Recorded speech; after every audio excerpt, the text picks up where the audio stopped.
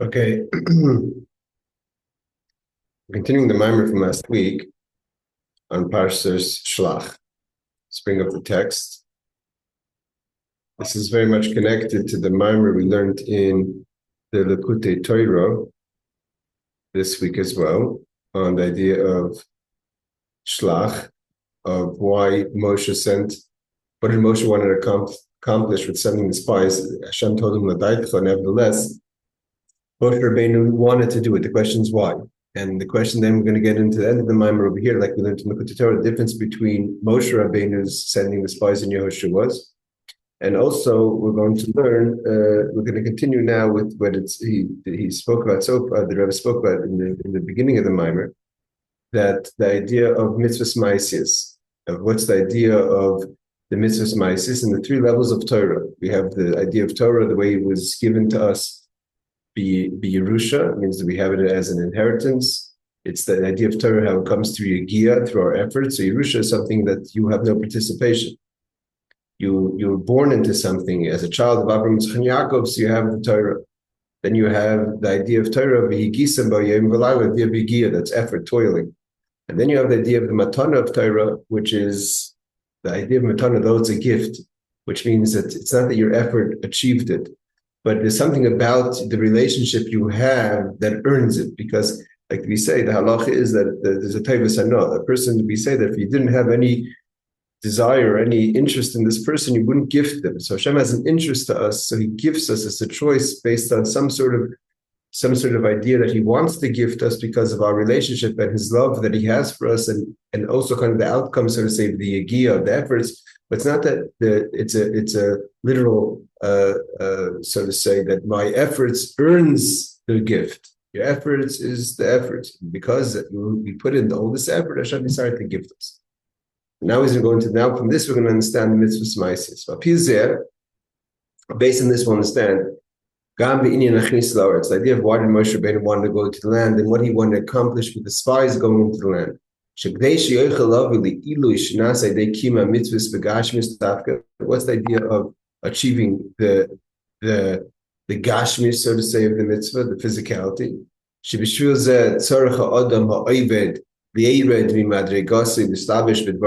That person has to go into the physical, to go to lower themselves from their level within avoida, to go and engage in the physicality of things.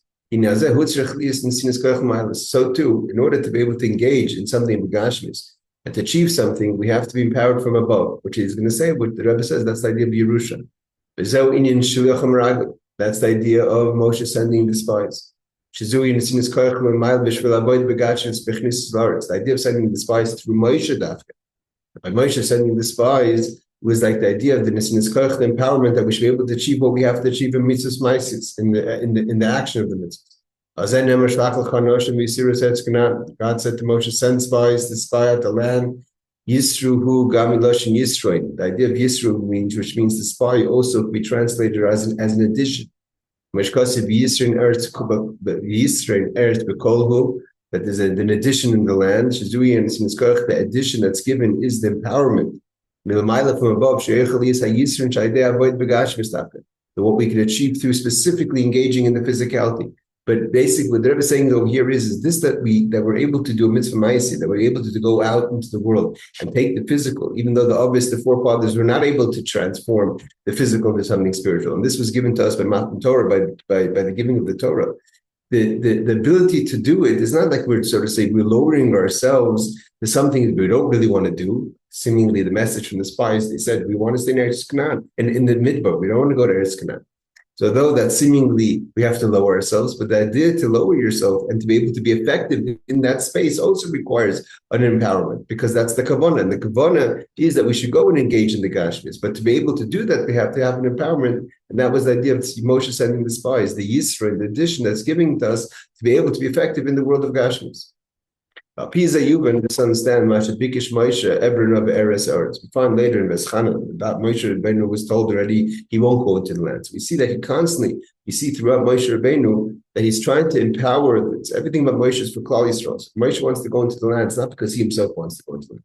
It's what he's able to give to the Klal Yisrael as Moshe Rabbeinu, as the leader of the Jewish people, as the Nasi. to the Jewish people what they could accomplish in the land. So Moshe said, Eber, no, let me go into the land, ve'eres aretz, and see it. Eradaika, the idea of re'iyah. Seemingly, what does he have to add? He has to see it. He wants to see it. He says that he wants to go into the land. We know that Moshe Rabbeinu wanted to give the Klal Yisrael the idea of re'iyah in Eretz Yisroel. So if it's going into the land, what's you have to see the land for? Shiyav or re'iyah, you want to physically go there. Why do you have to see it? Although we have, the Rebbe said, it's brought down that the idea of Eber, no, he wasn't able to accomplish the idea of Era. He did see it, right? He goes up to Har Nevoya and he goes up to the mountain, he sees Eretz Yisroel. God says you can see it. And he was, like the Kliyakar brings down, he was able to accomplish the Kedusha in Eretz Yisroel, but not the idea of the kibush of Eretz Yisroel, that the Jewish people should never be exiled from the land. Had Moshe gone into the land, we never would have been exiled. But over here, the Rebbe is asking about what, from the perspective of Moshe's asking, what's it mean to go into the land and see it? He should go, if he wants to go into the land, it's even greater than seeing it. What was the whole reason he wanted to go to Eretz Yisroel? What was in it for Moshe, so to say? Who tzarach was because he wanted it specifically to taste the fruit in Eretz Yisroel. He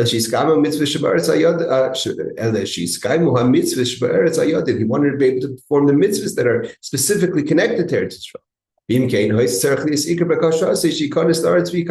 So if it's all about being able to fulfill the mitzvahs like it's brought down in the Chazal, so he should talk about Eber. No, what's you have to say Be'era? That he wants to see the land. Ma'diak Ve'era in Hariyah Davka, the idea of visual. That they daven 515 prayers, which is the number value of Eschanan, 515. The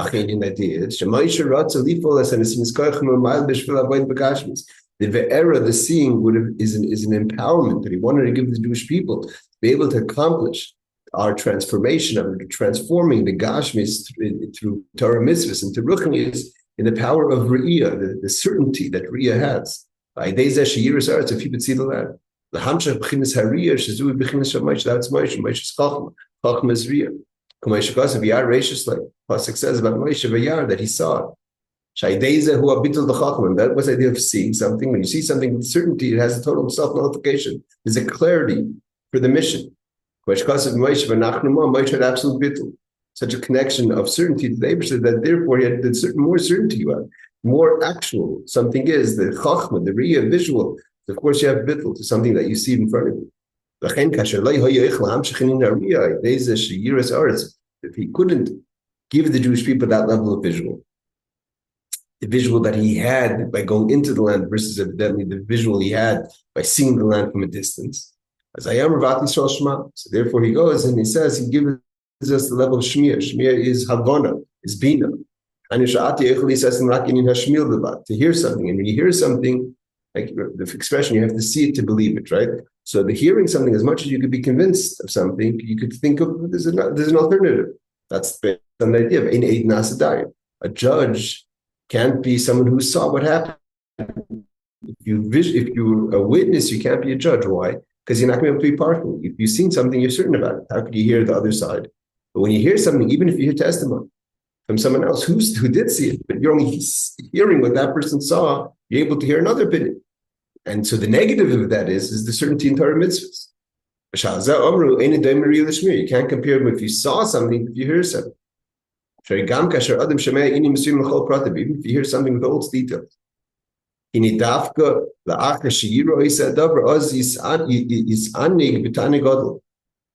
So here the Rebbe is talking from another perspective, not the idea of believing or certainty, but also from the pleasure standpoint. That to hear about something that's so great, you can't compare it if you see something. If you see something, it's different. If you heard about someone who went to the circus and saw some magnificent performance, you hear about it, but you can't compare if you saw the performance yourself. But the point is that because you're taking more of the essence of the soul, when you see something, it reaches deeper than when you hear something. Although on this flip side, you could hear from something much further than you could see something. Visual only goes so far. You could hear something from a much further distance, but that's from the other perspective.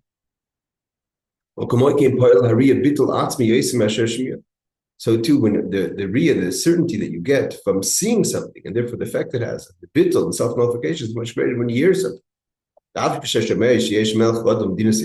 Let's say, for instance, you hear about a great king someplace, somewhere else, out in the sea, some island somewhere, some country somewhere. You hear about how magnificent, and everyone honors him and is nullified to him. So then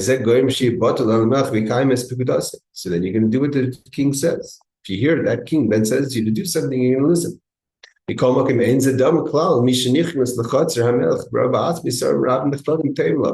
can't compare when you hear about a king and then you get a pakuda, you get a decree that this king that you heard about said you should listen to when you walk into the palace and see all these great ministers bowing and nullifying themselves to this king. It has a much stronger effect, obviously, when you see something, when you hear something. Moshe wanted to give us that, wanted to give the Jewish people the ability to have our certainty of vision in our avodas Hashem. And that's why he sent them around. Now the Rebbe is going to go into the concept that we said before. Based on this, you've been gamma and born because this is what it says at the end of the Torah, Shlach. Like we learned on Sunday, there's a difference between the spies that were sent by Moshe and the spies that were sent by Yehoshua. Moshe sent the spies to spy out the entirety of the land. Yeshua only sends them to Jericho, to Yericho.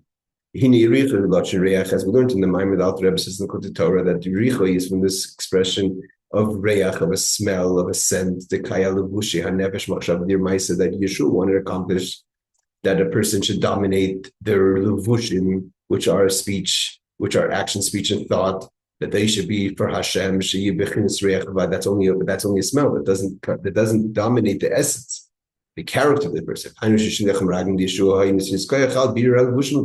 Yeshua gave a person the ability to dominate, like the Beinoni, Iskafi, like the Rebbe says, their garments of action, speech, and thought.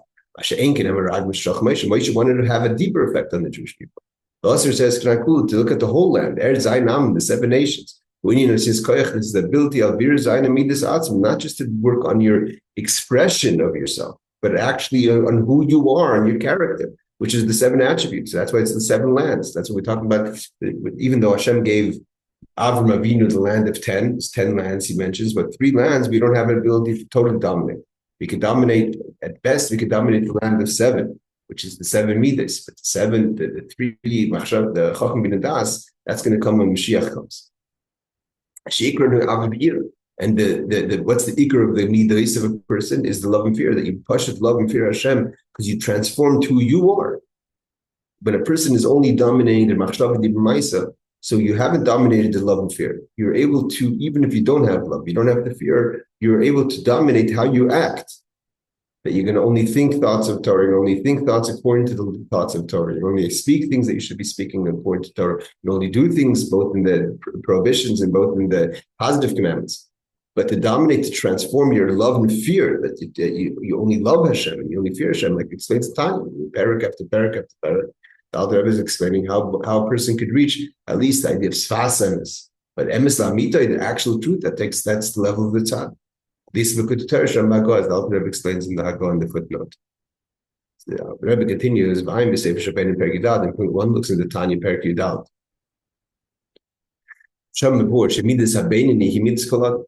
That idea of the Beinoni, which is to dominate your levush machshav d'maisa, which Yehoshua sent the spies, that a person should be able to accomplish the dominance of their levushim, their garments, which again is thought, speech, and action, is v'achrer kol dam yimshach, and that's the ability for everyone to try to be a Beinoni. Means that everyone can be a tzaddik. The hine avodas a Beinoni machshav d'maisa. And as we just said before, what is the predominant level of the Beinoni? Although we try to eventually work on our character as well, at least to get to sfas emes, or to get to levels of ava, like the Alter Rebbe explains, try to push as far as possible.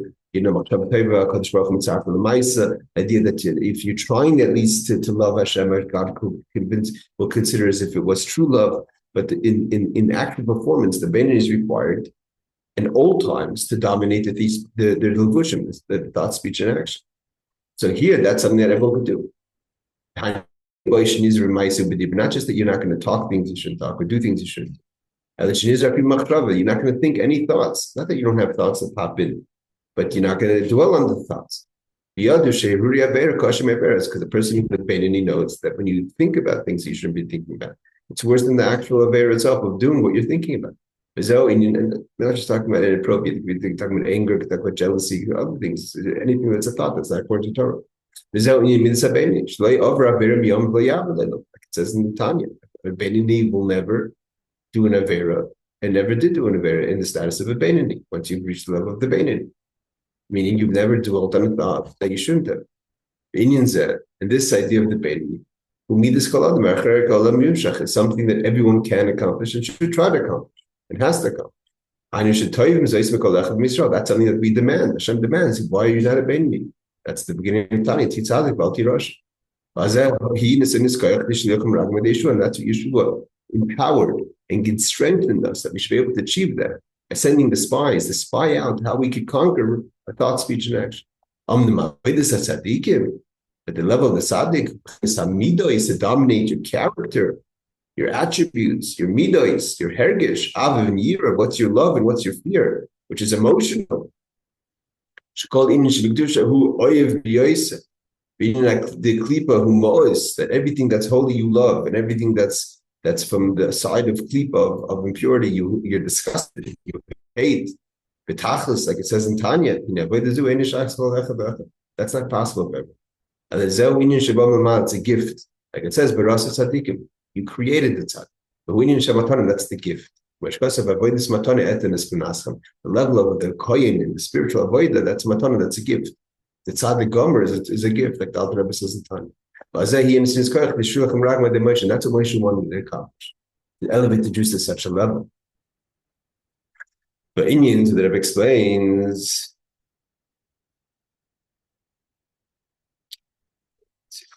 sure what we're going to do here.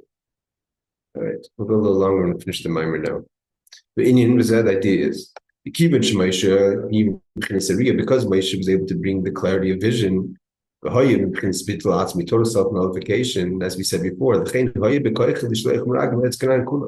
was able to bring the spies that far.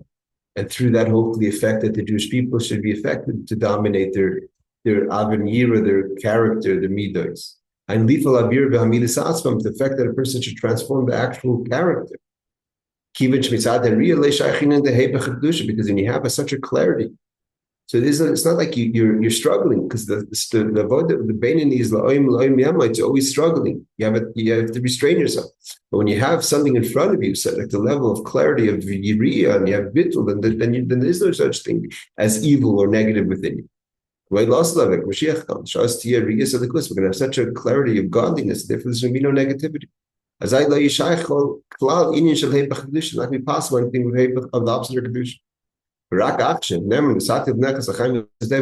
Only today we have the good and the bad. When we get a chizuk to choose although we have in this mitzvah, but in theory we could choose the opposite, as unfortunately happens sometimes. Because the Eibusha gives us encouragement that the Beinoni always choose life, always choose the positive. You could choose the negative too. We find this also today. Now the Rebbe continues, it's brought down in the Sfarim of Musa. How do you awaken within yourself the certainty to work on your character? When a person says, like it says in the Mishnah, who's a chacham? Someone who sees the future. What does that mean? The Friedrich Rebbe explains, here's the Riyah in effect on the Machshav D'Iber that you use the Riyah on a lower level, not just to change it, not to change your character, but also to use it as a way to dominate your choices. Now, when a person has an issue with the taiva, you have a desire, you feel like you're going to fall into a moment that you shouldn't, that you know you're going to regret. How do you work on yourself? Is by knowing that you're going to regret it. As I ate, if you could imagine. What's going to happen after you've given into this desire? It's just going to be a moment that passed. There's nothing left of it. Maamar said, said anything physical. And it's not Kedusha, passes. It's not true. It's Hari Lo Yeshim in a moment. There's not going to be anything left to me. Then you can regret what I did in the first place. Like just a small thing, like eating something, right? You eat something, you really can't control yourself to eat something you really want, but you know you shouldn't be eating it. You eat it anyways, and afterwards you regret it. Why? Because what's the point? Same thing with any Avera. But to eat it, it's an Avera. I'm saying the concept. The person visualizes that's the Re'iyah. Then you could, so it's Ezehu Chacham, when you're able to visualize what's going to come in the future, then you're not going to do it now. That's why Moshe wanted to give us the visual, to strengthen the Jewish people to be on a higher level of performance. That they should be able to hold the level. Over here, the Rebbe is kind of skirting on two issues. The idea of the Riyah that empowers the choice and the Riyah that changes the person. But it's fundamentally from the same point. That if you're able to have true Riyah, then not just you're able to overcome a taiva, but you're able to use the Riyah to overcome your character.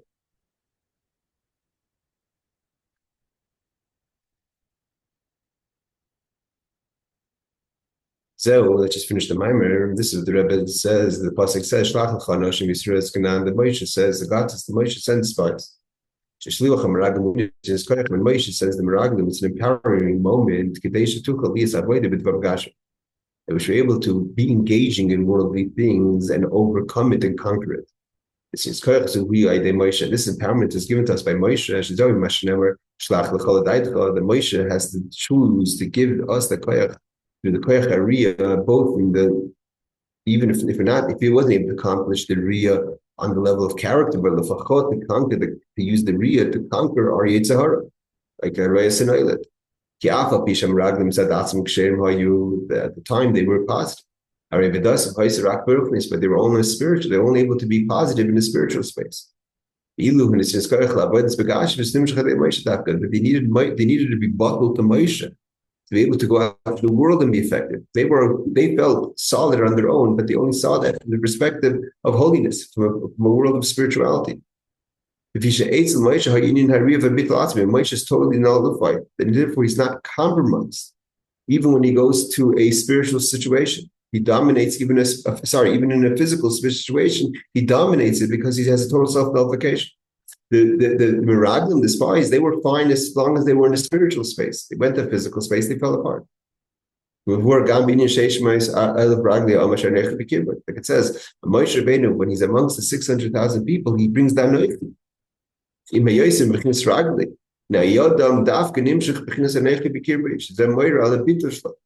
That even though that through the people, he was able to bring the Anoichi, the essence of Hashem, Bikirba, and within himself and the Jewish people.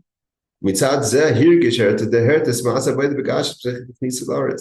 therefore he saw, so that the Rebbe is learning over here, the Sheishmes El Ragli Asher Neicha Bikirba, he's also the reverse, not just that Moshe gives the Anoichi to the people, but through the people, Moshe is able to appreciate the Anoichi of Hashem. And therefore he's able to know that there's even in things that are feet, so to say, gashmis things that are not with the brain. He has the anoichi from the power, from knowing what's the right thing to do in every situation. And he empowers. The Meraglim didn't want to accept the self-nullification. Moshe was giving them as a condition. The Re'iyah comes with bittul. He wanted to be the way they were in a safe space, like a person who's not vulnerable in a safe space, and not have to compromise on their self, on their yeshus. They wanted to be a yesh in the world of gashmis, and that doesn't work. In the world of gashmis is very powerful. And if you have yeshus, you don't have bittul, and you become a victim to the gashmis as opposed to taking effect and dominating the gashmis. Therefore, they didn't have bittul, and therefore they looked at gashmis as something negative because they were scared of gashmis. When do you dominate gashmis? When you have bittul, we need to say that you weren't just people that went with the season. When they're in the place of holiness, they're holy. When they're in the place of gashmis, they fall victim. They were terrified of gashmis. Why? Because in order to dominate gashmis and not be intimidated by gashmis, when you bottle, especially bottle to Moshe Rabbeinu, bottle in a way of riyah, you're not intimidated by gashmis. But they were intimidated. When they saw the land of Eretz Yisroel, they said, "Who could survive this? It's a land that eats you up." Why? Because they looked at the gashmis like everyone today, right? AI is terrified. This terrified. They don't see the ability to use technology and use advancements and use this world for Kedusha. Every time there's something in this world, they get intimidated by it, as opposed to having a control and be able to use it for Kedusha. They were scared. Not only can't they elevate the physical, they were saying, said even God couldn't get out of such a dark place. The world today is so dark, who could survive this? Yes, there's very strong power to Gashmis.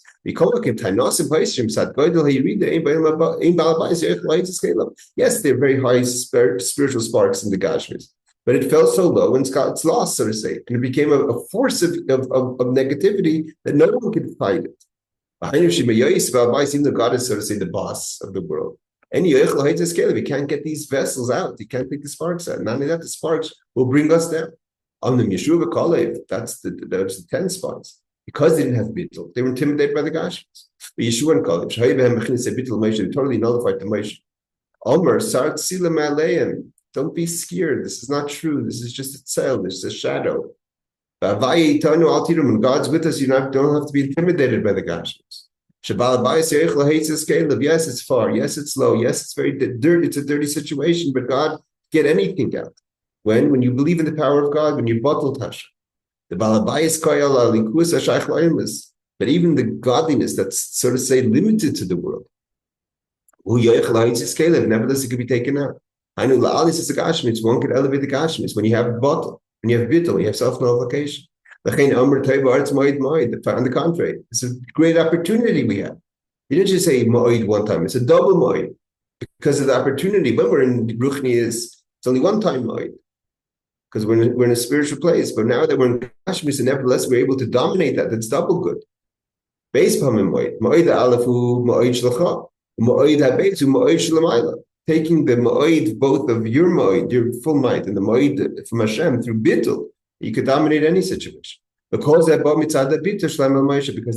to the sentence, the one who sends them, which is Moshe Rabbeinu, the Nasi Torah. Again, this is the Maamar from Tafshin Aleph.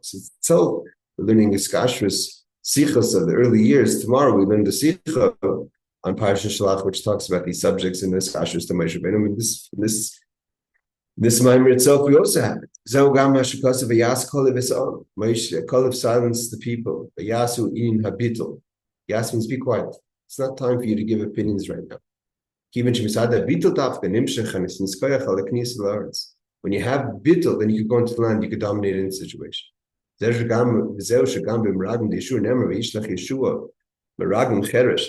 Yehoshua sent also spies. Cheresh also means in the word the cheresh lashon shtika, quiet. The cheresh who can't speak. When cheresh doesn't hear, doesn't speak. Self total nullification. He was